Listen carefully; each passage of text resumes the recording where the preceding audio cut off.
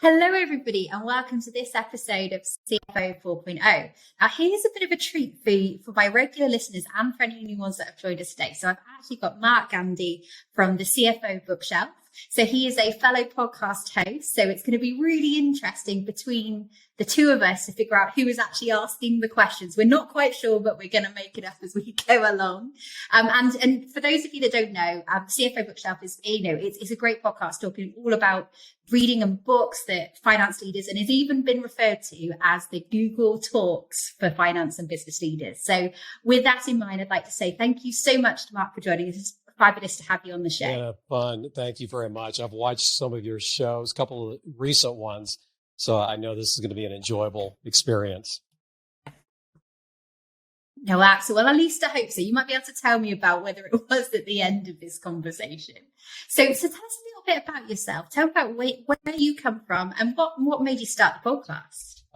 Hopefully I'm allowed to give you the Reader's Digest version. Part 2 of my origin story, I'm going to leave off part 1, but my background real quickly. I'm old enough. They used to be called the Big 8 firm. The Big 8 in accounting. So worked for KPMG in St. Louis. I spent time at another top 10 firm. Back then it was McGladrey in Poland. And then after that, worked in a number of corporate finance positions, VP of finance, corporate controller, a couple of CFO gigs. And then I've been a part-time CFO for the last 19, 20 years. So I'm one of the pioneers in this space, which is kind of cool. Your second question, starting the podcast, that's nuance because I think in 2018, I created the CFO Bookshelf blog. And I thought, I read a lot. I'm being selfish. I should write about what I'm reading. Well, Hannah, I learned something very quickly. I'm pretty lazy. I mean, that's a lot. And think about it. You read, say, like Educated, or if you read American Icon, a couple of favorite books in the last few years, if you're going to write a 3,000 word article, blog post, again, that's a lot of work. So my writing was not that the volume wasn't there. So I started doing a weekly newsletter. I did over 120 of those. I thought, and it was a lot of work. And then at some point around COVID time period, my work did not scale back, but I thought, let's maybe do the podcast. I had another CFO that I really like and admire. We did a few shows together, and then it just continued. So it's supposed to be a labor of love, but now it's becoming almost a job. I mean, sometimes we'll have up to 16 interviews in inventory in the hopper. I mean, it's becoming a big deal. I did not want it to start growing so fast. I mean, we're not like famous. We're still kind of maybe a best kept secret in some circles of our space. But I will say that I've been very pleasantly surprised and pleased.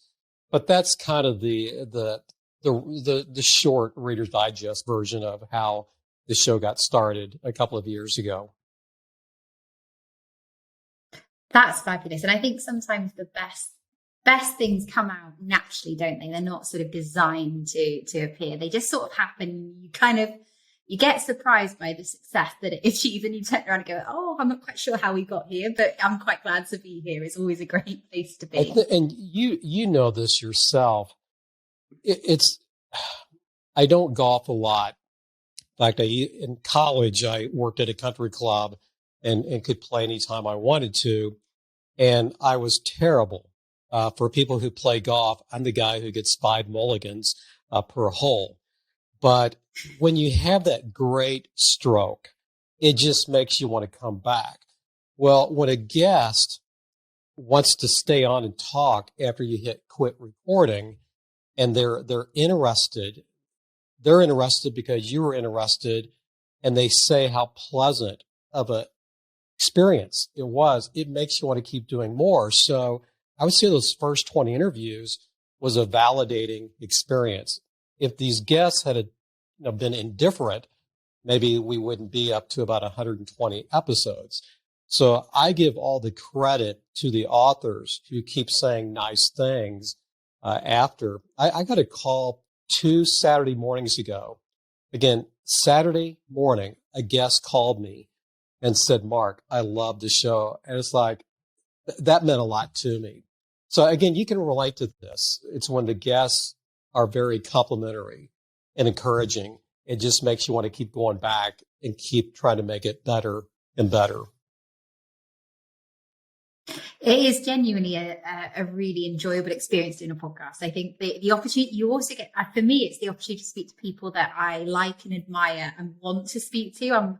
I do use it as a bit of a guilty pleasure. People that I find interesting, I say, come on the podcast, let's have a chat. So for me, it's a great excuse to meet some fabulous people, to learn something. That's always important. So yeah, I completely echo it. So, and obviously reading has always been, I'm thinking of a bit of a passion of yours. When did you start? Is there a point in time where you go, that's where my love of reading started from? We were talking in our so-called green room before we hit record. I get the idea that you've probably have been a reader all of your life.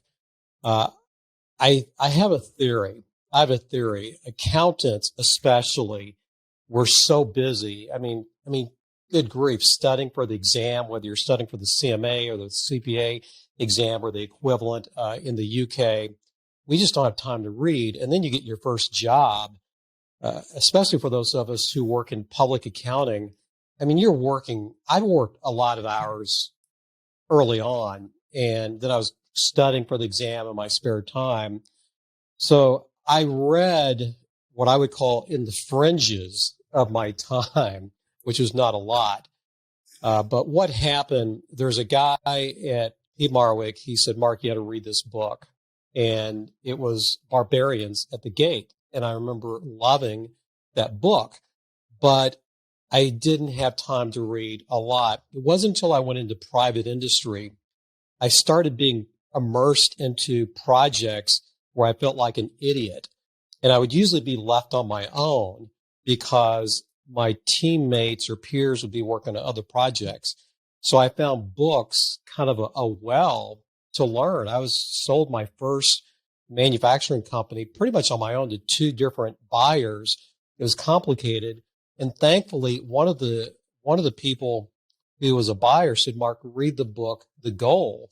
Because I told him I knew nothing about manufacturing. How do I start thinking the way you think? And so he gave me the book, The Goal. So as I worked on different projects, books would somehow find me. So it wasn't until probably 2005, 2006, I really started reading a lot more. Reading 10 books a year became 40 books a year. 40 books a year became 60 books a year. And it just started to become really a sports term, muscle memory. I can't help it. It's a natural instinct to want to read. So I'm not the guy who read a lot as a youngster. Even in high school, I read maybe 1 or 2 books per year, and they're usually sports books because I love sports as a youngster. I bet yours is different. Mine's the complete opposite. So my mum still talks about the fact that when I was 3, I took the book off of her and told her I was reading to her instead, right? I was a bookworm, or literally from very, very young. And I even won prizes for being a bookworm, right? There was once, I remember a challenge where there was something was supposed to do over like 6 months, right? To read this many books. I think I finished it in about a week. But it was great because I got to choose all the books for the library. So it was fabulous. So I got to work my way through. So I was a very happy bunny. So, so I've always been a massive reader. I think a bit like yourself, struggling to balance life and work. So I must admit, I'm now becoming more into audiobooks that I can listen to as well when I'm moving. I love listening. I like absorbing information, and I mix what I call relaxation reading with sort of learning reading. So yeah, and I'll quite happily go through a couple of books a week. So, and I love that. Quite scary. All of my kids, all 3 of them who are grown adults, they were like you, read a lot. One of them especially, she would describe herself as a bookworm. I just think that's neat. Something I love doing. And so we didn't push it, just encourage it. So I think what you're sharing is just, I think it's neat. And I can tell you're a very well-rounded person. And I don't think it's a coincidence, being well-rounded in all the books you read at a very, very young age. I have a feeling you had a very active mind, right? Well, I think anyone that has a passion for learning, like the way I consume information is through reading or listening, but I think everyone learns in different ways. Some people, and it's just my way of choice. And I think anyone that reads, especially a lot of different books, you just get perspective. I almost equate it to traveling the world. You can literally travel this world and other worlds depending on what you're into reading. And it gives you a whole different perspective on life. And that's so important. That's why I love shows like yours that bring new thoughts and new ideas into people's lives, because it's so important, right? That the world is both a very big and a very small place as well. So, why wouldn't you? And again, great point. Great point. So tell me a little bit about sort of your favorite genre of books. Is there one particular one is it all business books? Do you have like a particular genre that you like to read outside of work? Great question. And I'm not pausing. I'm trying. How do can I preface my answer with an opinion or a thought? I view reading as with reading, we are either entertained, or we can be inspired, or we can be instructed. So for example, when I was my first job in St. Louis working for KPMG, I needed to buy a new car. I was driving this. It was back then they were called K cars, and it didn't have air conditioning. It was a Plymouth Horizon. It was a good engine, but it was so embarrassing to drive my mates, my team members to lunch, because part of the upholstery was coming off. Again, it's not air conditioned. You don't drive in unair conditioned vehicles in St. Louis in the middle of summer. It's 90 plus degrees, high humidity. So I had to get a new car. Ended up getting a Pontiac Grand Am because one of my in charges had one. But I bought a book called How to Buy a Car, and it worked. It helped me to negotiate properly, and I call that a book on instruction. So entertain, inspire, instruct. So when you ask me my favorite genre, when you can get a book that does all three of those at the same time, entertain, inspire, instruct, you've got a special book. And I think I just accidentally found that narrative nonfiction is my favorite. Narrative nonfiction is very broad. It's going to be memoirs, it's going to be autobiographies, biographies, and then what I call creative nonfiction. So that'd be like the Bad Bloods. Tara Westover's Educated, we mentioned a few minutes ago. So narrative nonfiction is my favorite genre. I had to say this. I hope this is not edited out, but a lot of what I call finance-centric books are boring. I think you learn that on the job, and you learn it from mentors or through workshops. So that's why I like narrative nonfiction as my favorite. I do like fiction. I know you may ask that later, but I don't have time. But I do like fiction. I especially like the classics. I'm trying to get better, have more volume of the classics. Crime and Punishment. It's probably one of my all-time favorite books. Uncle Tom's Cabin is one of the greatest pieces of literature. I love Dickens a lot. So again, there's certain areas of fiction I really, really like too. Hey, that's a great choice. And I would second you on Bad Blood, right? That was one of my that was one of my interesting reads of the last 12 months. So. I know this is your show. May I be selfish? Can I ask you what your favorite genre is? I've been anxious to hear this, and I hope I'm not doing anything inappropriate. I know you're supposed to ask questions, but may I please hear from you? Oh, of course. Like we said at the beginning, we're not actually sure. So for all of our listeners, right, we apologize in advance. We don't actually know who's asking the questions. We just know roughly what we're talking about. So I find it really hard to choose, but generally I like psychology focused business books is my personal genre, because I think understanding how people's brains work, what makes them tick, I think is not just a finance. And I think so we don't talk about in finance, right? We are very numbers driven. We're all about the data. And actually, especially because I'm obviously involved in a lot of transformation projects. There's three components, right? There's people, processes, and technology. And everyone talks about the tech, mostly about the tech, which I find fascinating, a little bit about process, and very little about people. And so actually it was one of the inspirations that I had for this show was actually to start conversations that bring the people side of transformation that people don't always talk about to life. And I think for me, a lot of my learnings that as a consultant have come from like reading something about psychology. And then it's amazing when you start to apply that into your transformation work, what happens. So for me, that's definitely my genre of choice for business. Does that mean you're a big Dan Pink fan? Do you know what? I have to say he's on my on my list. So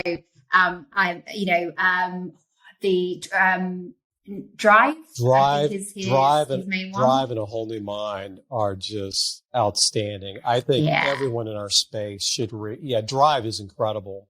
I'm so and the concept of creativity in that I found fascinating, right? And I think that's something that, again, people in finance aren't willing to embrace their creative side, because creative and accounting traditionally haven't been well associated, let's be honest. But that for me is really important. And then, on the fiction side, I have loads, like I'm going to be honest and say I have some very bad taste in books. I have no palate when it comes to fiction books. So I read a lot of chick lit and all that kind of stuff, but I'm massive of fantasy and like space operas and all that kind of stuff. I love all that kind of See, I'm going to push back. I'm going to nitpick on your own show. You can't, there is no bad book, because we're going to be interviewing, her name is Christine Siefer. She wrote a tremendous article for HBR on the benefits of reading fiction. And the fact, I don't care what you're reading is causing you to think in ways you may never, ever think. I don't know what's going on. I don't understand the science, and maybe I don't want to, but you can't say negative things about the books you're reading, because first of all, it's bringing entertainment value, but there's some other intangibles that I don't get that are happening as you read those books. So I'm not going to let you downplay any of the types of titles that you're mentioning. Is that okay to say that to you? Of course it is. And but it's kind of like the equivalent of, junk food versus high cuisine, right? It's all feeding you nutrients, but the quality and what you're gaining from it is slightly different, right? But, I think it's like anything, a McDonald's every now and then, there's nobody any harm whatsoever. Right. Agreed. Absolutely. So we talked quite a bit about why we are both passionate about reading completely different stories as well, which is fascinating. But from your perspective, so obviously you mentioned your favorite genre. Have you got any like top reads that you can share with us that you think every finance person should read? So I think when you're stalling, that means you're going to have the perfect answer maybe 3 days from now. That's almost like asking which of my kids do I like the most. I think that's a great question. It's a hard question to answer. I'm just going to go back to the beginning, some of my favorite titles. And you may think, what do these have to do with finance? But I recently did a presentation for a local CPA society here in the States. And one of the books I mentioned was Barbarians at the Gate. I just mentioned that. And if you work in the M&A space, there is a great takeaway on what is value in a business. And it causes a person to ask the difference between value and price when buying a business. It is a great read. I read Relevance Lost early in my career. One of my bosses said, read this book. It is one of the best books. It's accounting centric. Highly recommend it. I've already mentioned The Goal. That's a book that will stand the test of time. That book applies not just for people in manufacturing, but professional services. One book that it's a pretty new book. It came out in 2010, 2011. I've been very blessed to get to interview the author. It's called Reversing the Slide by Jim Shine. I would say any person who wants to be a CFO, VP of Finance, you've got to read the first 4 to 5 chapters of Jim's book. It's called Reversing the Slide.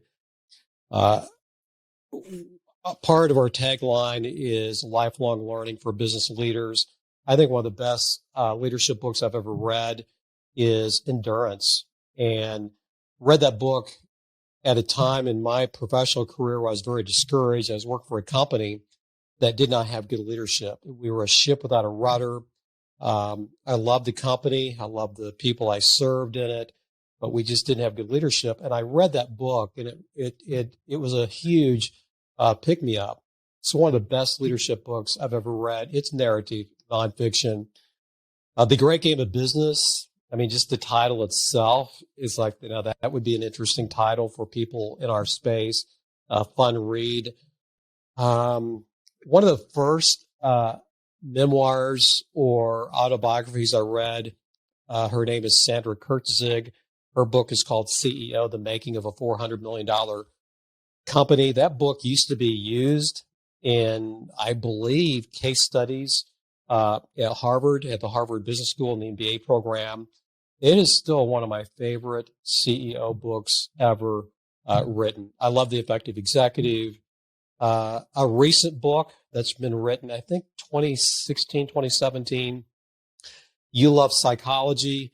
There is some, in a very indirect way, psychology in it. It's called Open by Andre Agassi. Now, he had a great ghostwriter, but I've read that book 3 times. It's one of the favorite memoirs. And you could say, well, it's sports. Well, it's his story is the most improbable. If you like, I can't remember his name. He wrote the book, So Be So Good. I can't remember the name. I'll remember it after, but his book Open is just outstanding. It's part leadership, coaching. I say anyone in a leadership position should read that book. So those are some of my favorites that off the top of my head. That would be part of my Hall of Fame of books, some of those titles I mentioned. I'm sorry if I was long-winded. No, absolutely. We've got plenty of time, Mark, right? So you be as long-winded as you like, right? Because this is great context. And I think I think one of the most important things when we're asking for recommendations is understanding why you think that book's so good. Because there's some books, isn't there, that you put forward and you go, right, this is the reason you need to read it. Other things are just really great reads. And, there's lots of little things.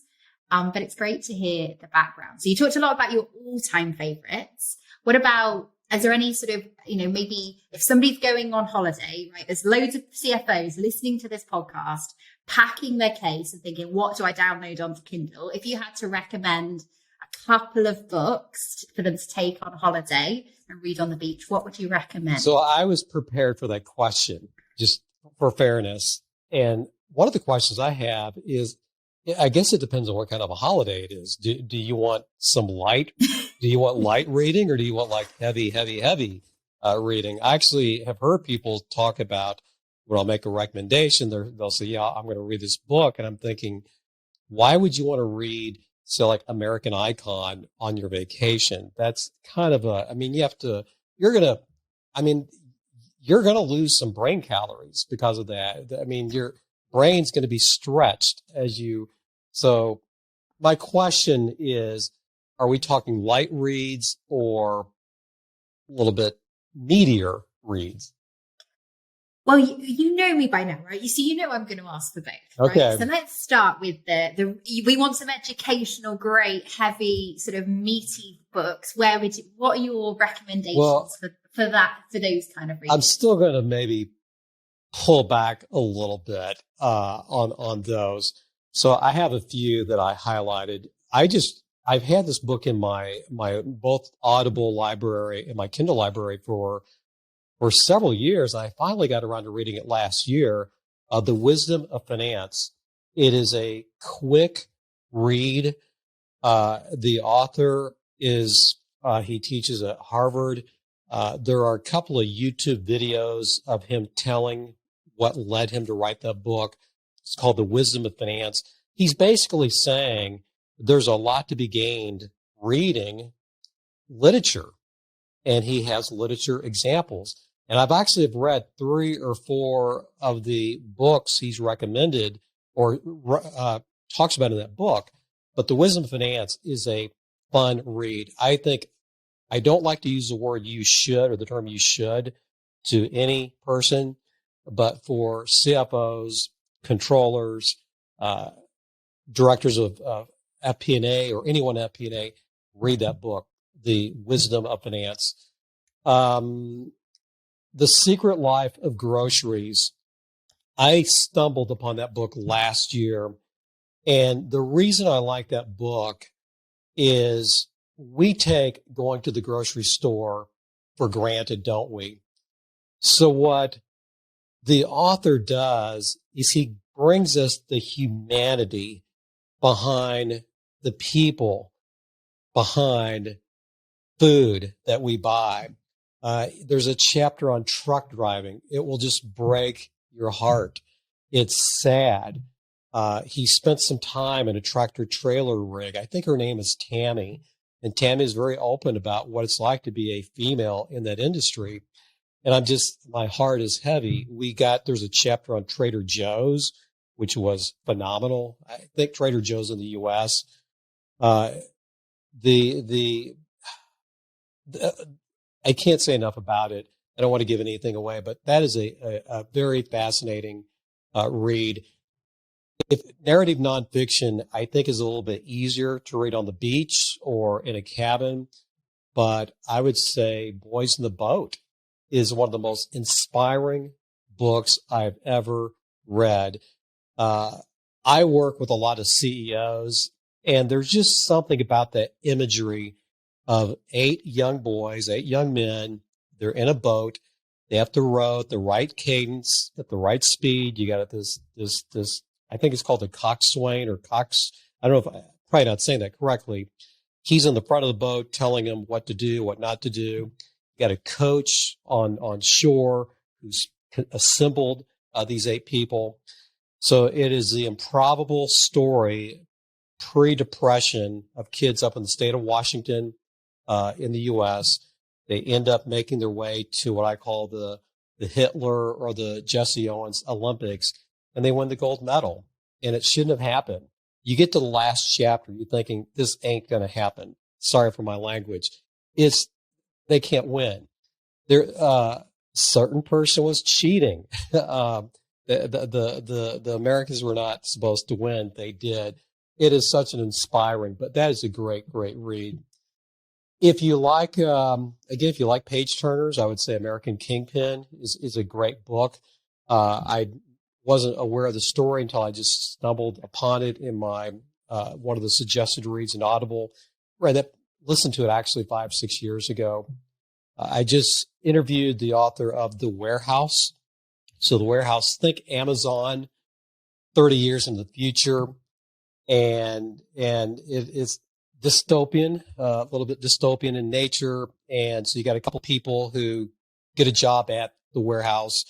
I can't remember the name of the company. I think it's called Cloud. Cloud is the name of the business.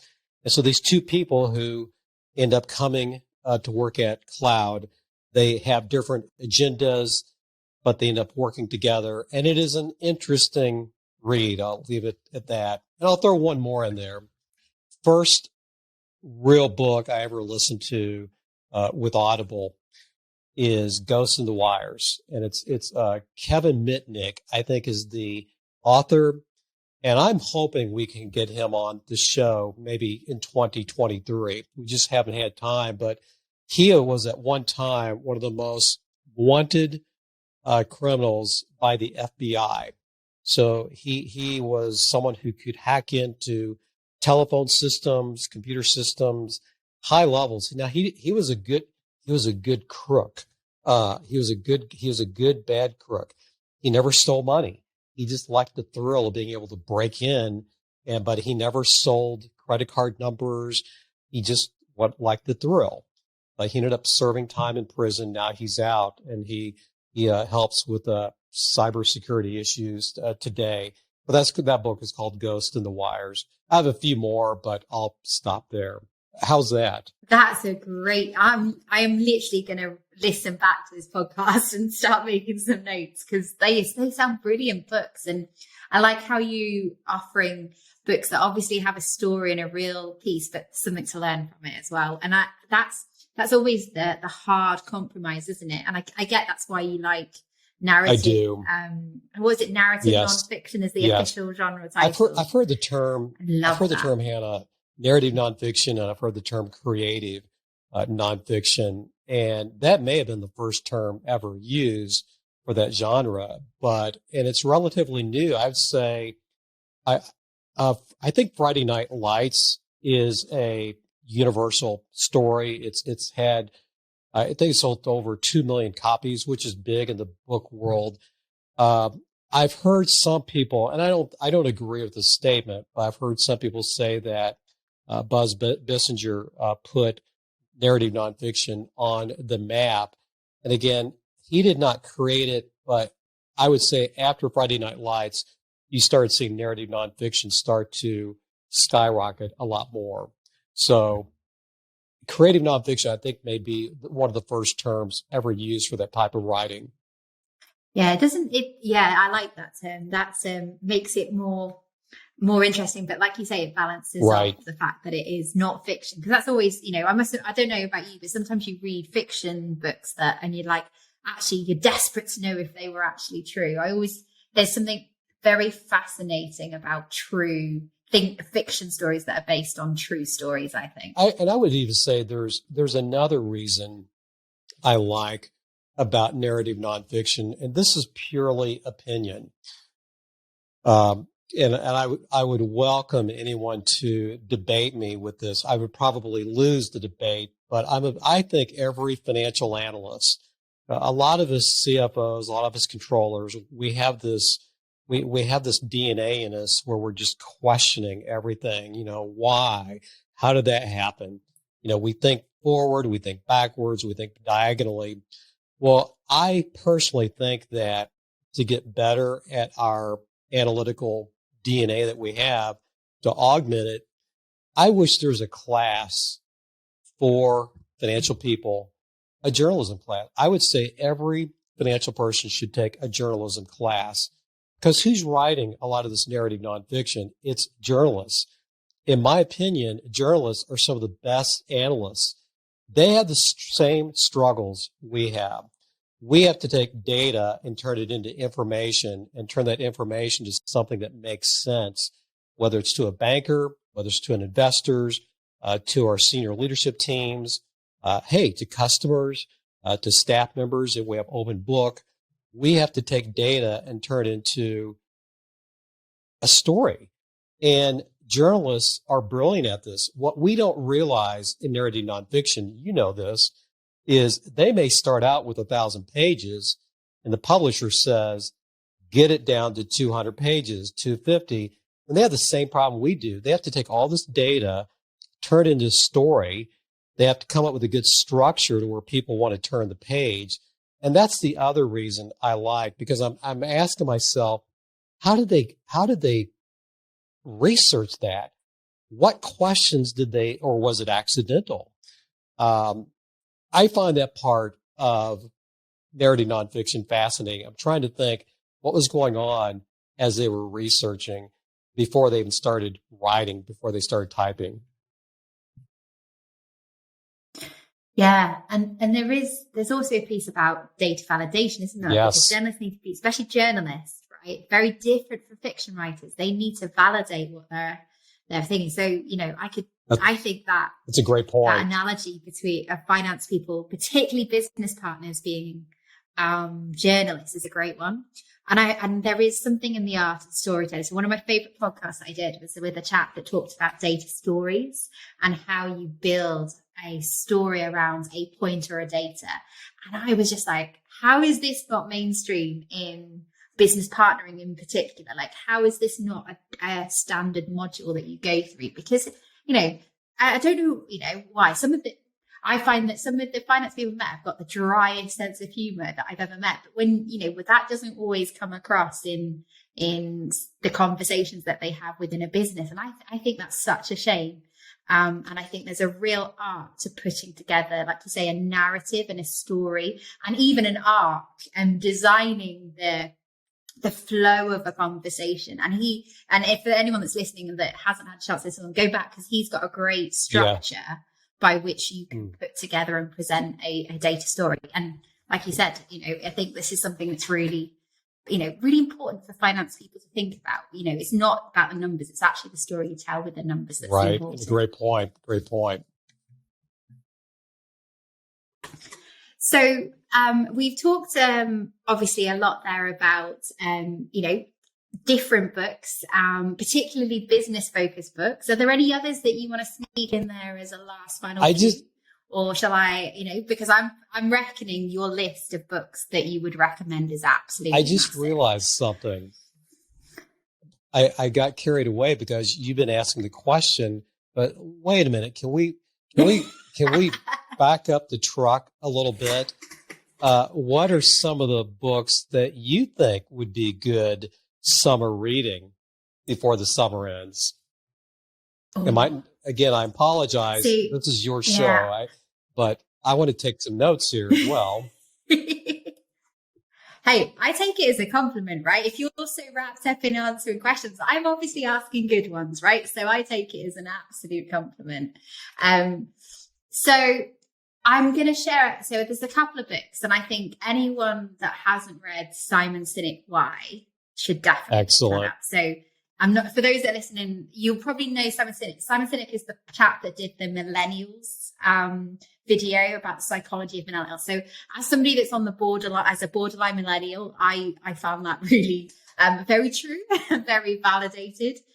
So I think that's a great concept. And actually the way he thinks about the why behind what we do is I find really interesting. And no matter what walk of life you're in, whether in finance or marketing, I think Why is a brilliant read for anyone. I think Atomic Habits. I'm not sure if you've read that one. So that's a personal. Is that James Clear? So I'm trying to remember and this is where I know the name, but I don't know the author. But it's one of those books I read this years ago, and it's still stuck with me about how you can build habits and how you can, some cheats to actually creating habits. So can you stack them and connect the dots? And so I won't steal the thunder. Listen to that book and that was or read it, of course. Some of these are interchangeable. Psychology wise, I love A Drive we've talked about. That's a brilliant book. And Nudge is a great one. Yes, I have. That is great. But I'm just, And do you know what? You'll start to walk around the supermarket. We were talking about grocery stores earlier, but you'll start to go, I know exactly what they're doing there. So that I found really interesting. Does that mean and understanding how... Oh, I'm sorry, Hannah. Does that mean you like the book Influence as well, if you like psychology? I liked the understanding what people are doing to influence me. Right. So again, it's like anything. I think the more you learn about how the brain works and what you don't know about your own brain, self-awareness, emotional intelligence, for me, just makes us all stronger individuals. And so that's why I study a lot of psychology, because actually, to be very honest, it makes me think about how I react. And sometimes you go, yeah, that's me. And you sit there and you go, yeah, I do that. And hopefully you change, hopefully you recognize it and move it forwards. And then I would say Another short read, actually, one I would definitely recommend is 1 Minute Manager. Do you know that one? That is, I'm going to say that is underrated today. I know when it came out, it sold a ton of copies. And I thought, I think when I first read it, I thought, is this going to be a cheesy little book? And it's not. It is a great book, isn't it? I just picked it up. I think it was like last year I read it again. I thought, this is good reading. I mean, you take any young CEO, I know our audience is probably going to be more financial people, but any young leader, it's good stuff. I hope no one ever, I hope no one has the attitude I thought maybe a few years ago when I first thought it, thinking it might be cheesy. It's not. It's a good book. And I find it quite an entertaining read when I first picked it up as well. And that's what I liked about it. So if you were recommending maybe to a new leader or somebody in your team that wants to grow into a role, for me, that's a great first start, especially if they're not a big reader, because it's entertaining enough, but also educational enough that it gets them engaged. Because it's always a hard balance, especially with teams, is that, they're not always great readers. They not always love reading. So you get people on each end of the spectrum. So for me, that was a really good book to recommend to some people. And then I think there's so many. I'm a bit like you. I've got so many. I think one that really fascinated me was me. Have you read Noise by Daniel Kahaneman? The concept of how we make decisions, right? And the variability in decisions, I think, is really applicable to finance in particular. So that is on my list of recommendations for a lot of people, actually, at the moment. So understanding how far as individuals we deviate from the norm is fascinating. The fact that our decisions and how we make decisions are affected by the weather. The stat about how college decisions and applications, whether you might get an application, is dependent on what the weather was like outside on the day that you went for your interview, is just really interesting. And it makes me think again about how I'm making decisions, but also for a finance person who is reviewing people's recommendations, it's just something to maybe think about. The author, it came to my mind, the author I was thinking about, and I bet he's on your list, is Cal Newport. So probably one of his first biggest book is Deep Work. But the title that I was trying to remember is, I need to stall here just a little bit because I'm now on an Amazon page. But again, Deep Work. And I think the other title is So Good They Can't Ignore You. That is an outstanding read. And I think it fits with some of the psychology-like books that you read. His book is not about psychology, but it deals with the human mind.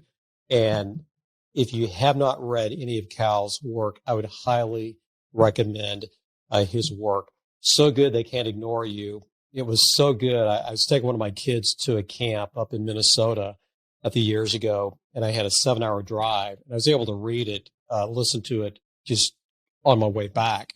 It was so good. I ended up listening to it two more times, because the content was so good. He's done talks with Google. It doesn't have a lot of views on it, about 40,000, 50,000. And if it's easier to watch that, again, outstanding. And I have a feeling, Hannah, I've been writing notes of your titles. He'd be right up your alley. Yeah, I know. I knew about Deep Work. I hadn't heard about the other one, so I'm gonna pick that one up as well. So that sounds fabulous. So Good You Can't Ignore. There you go. That's definitely one on my list. And one actually that I was recommended by another transformation consultant.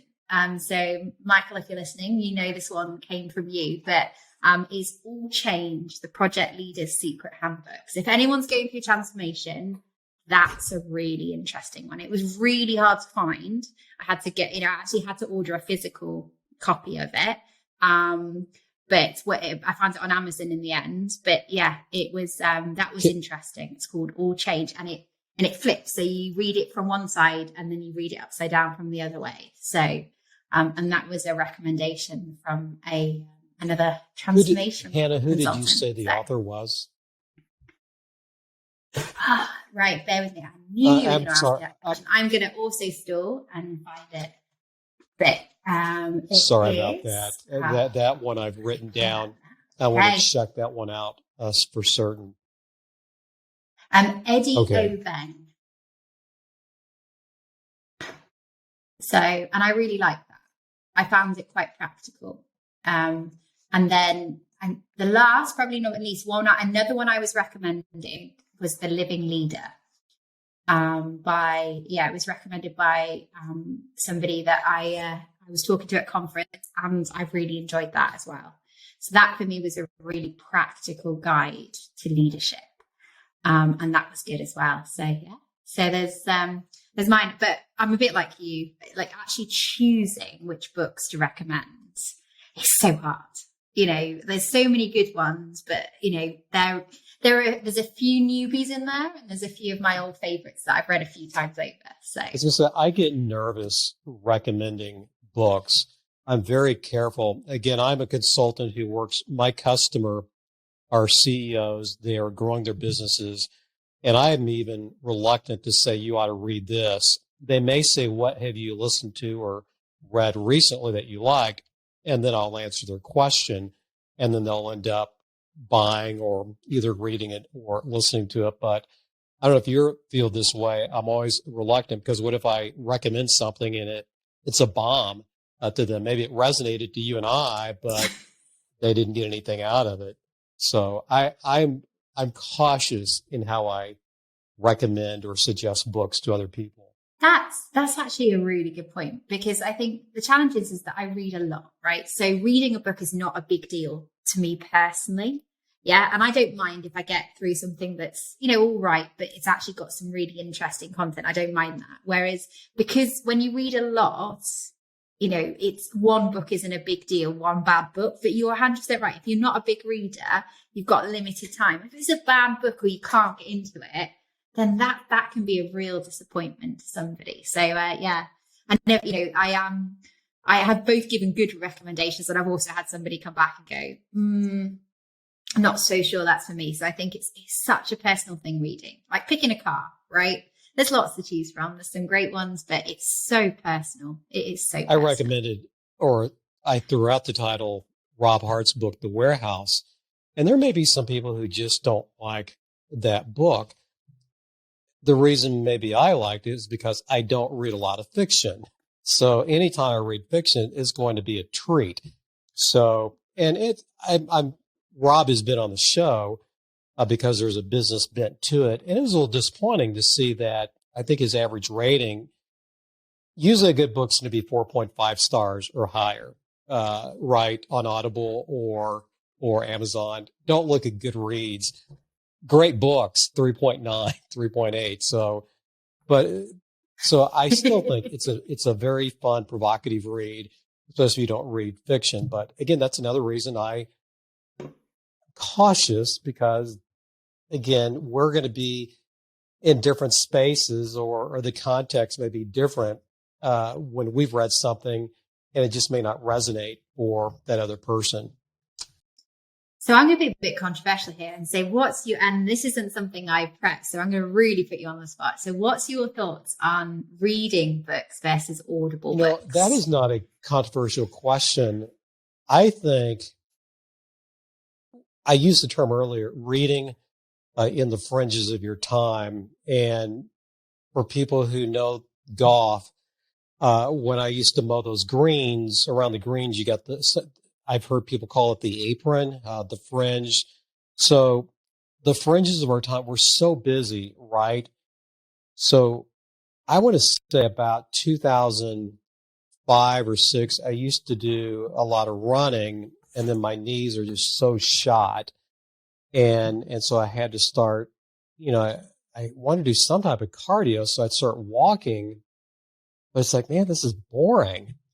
And then I somehow discovered audiobooks. And this is before the era of Audible. So I went to my local library. They had these books on CD. And as I was walking, all of a sudden my walking started turning into 2 miles, 4 miles, 6 miles, and I loved it. So even today, I try to walk about an hour a day in the evenings, and I'm listening. There was a time period where I had to do a lot of driving in my consulting work. I was also on a plane a lot. So, boy, what a great time to be listening to a book. Now, when you're in a plane, you can, read the physical book. But when you're in a vehicle, it's great. I can, got my book coming through my stereo system, and it's a great way to get through. You can get through about 40, 50 books a year if you're listening, an hour plus. I'm bizarre. I'm weird. I like to go to the grocery store because our brains are thinking. So it's a way for my brain to I can just turn off the brain, but yet I can put in my earbuds, have my phone, listening. So those minutes add up. So I would never say you ought to listen. I'm just saying if you don't have time, just look at where you are. Now, people may not want to walk an hour a day. That's just given where I am physically. It's a great way. And plus, I can kill 2 birds with one stone. So I would just say, if you're driving a lot, if you live in a city and you have to commute, that's a good time to, doing short. When I mow, I do a lot of mowing. I have 3 farms, so I do some mowing outdoors. That's even a time where I'm listening to books when I'm doing, manual labor. So it's just a way for me to make the most out of my time. By the way, I'm not a productivity hack. And I would never write a book about productivity, but I've just found that when I've got these times where I can't listen, I'll take advantage of it. But my mix, Hannah, is about half and half. I do about 120 books a year. About 60 are reading, about 50 to 60 are audio. And some books I do listen at 1.5 speed, because with nonfiction, they tend to read a little bit slower. So I can still turn up the speed. Now, I'm not speed listening. It's just that, okay, I can still comprehend.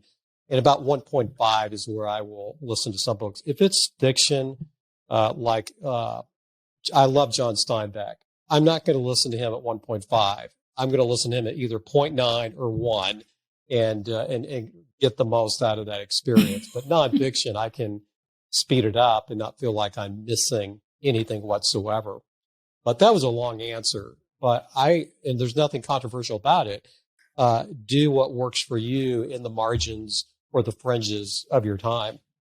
See, I found that fascinating. So I really struggle to consume fiction audio via audio. I can listen to nonfiction, like learning all the time, but I love reading nonfiction. Reading fiction. For me, that's big. I don't know if it's the entertainment, whether there's some, and it could be on a Kindle. It doesn't have to be a physical book. But yeah, no, I've got a real push that. But I have I won't say it's a dirty little secret, but I've also discovered these short forms where you can listen to book summaries as well. And that is dangerous because it means that, like the amount you can consume. And I'm half and half, right? I'm on the fence. I both do it and also read the book as well. Because I'm like, there's more in the book than they can give me in that sort of 15-minute summary. So love to hear your thoughts on that. Again, that's because they're probably not a sponsor of the show, I won't say who they are. Now I can't even remember the name. There was several years I had a subscription to one of the services that it's like 7 or 8 pages based on a book. And there would be times, instead of reading a blog post, I'd do that. And I would typically read those book summaries for books I would not read anyway. I rarely would read them if I'd already read the book, or I would rarely read them if I intended to read the book. So it'd be titles that I'm not going to read it, but I've heard a lot about it. So again, I don't have a strong opinion one way or the other about book summaries. And again, I know there are Audible, or not Audible, but audio samples of these book summaries. Never done any of those, but hey, if it works, if it's a way for you to keep up with what people are talking about, if you don't want to read the full book, hey, it makes sense. I will say one thing that I do not like about book summaries for certain nonfiction. A lot of nonfiction books have many visual frameworks, lots of frameworks. I'll use a famous example, the balanced scorecard. I don't care what book summary you look at, there's not going to be a visual framework. It's all going to be mostly text. Now, if someone emails you in and say, no, there's a book summary that has the visual, I will stand corrected. But some of these book summaries of nonfiction, there's no visuals. And I want to see those visuals because those visuals are sticky. There's a reason why frameworks are typically a simple visual that, oh, now I can remember it. So that's my only criticism of book summaries. But I think they serve a purpose. Yeah, I think that's a really good point, right? So I think any kind of learning, whether it's short form or listen to the whole thing, is valuable, isn't it? You know, there's always degrees, and we are as a society somehow really short of time. You know, we everything is you know, we're always trying to pack so much in. So I do see it, but yeah, I can understand the picture piece. If I think about one of the books I like to just pick up again, you know, the business modeling handbook, you know, where they have the business model maps. That's a book that I try to read digitally, actually, let alone audio, you know, and it just doesn't work. You have to buy the book and flick through it and see the pictures. So brilliant.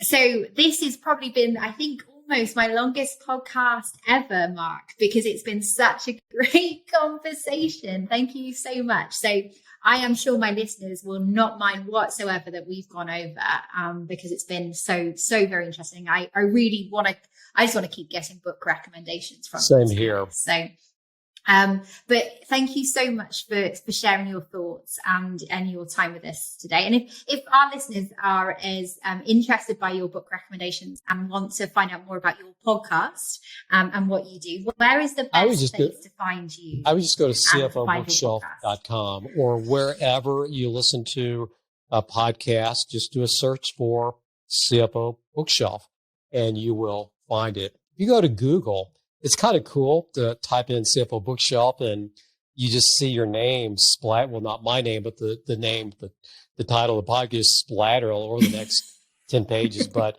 the website itself is not the most beautiful website, but it's CFOBookshelf.com. Brilliant. And for those that are listening that would like that either can't find it or are feeling a little bit lazy sitting on that beach, I will pop a link in the show notes for anybody that wants to find you. So thank you again, Mark. It's been wonderful to have you on the show. Thank you so much for all your wonderful recommendations. My production team will have an absolute ball trying to find all of these books that we recommended and put the links in the show notes. So thank you to our listeners and thank you to Mark. And yeah, if you have any great reads and recommendations that we haven't mentioned, send them on through, because, you know, I don't think there's never too many books to read. You know, we're always looking for great recommendations. Anna, thank you very, very much.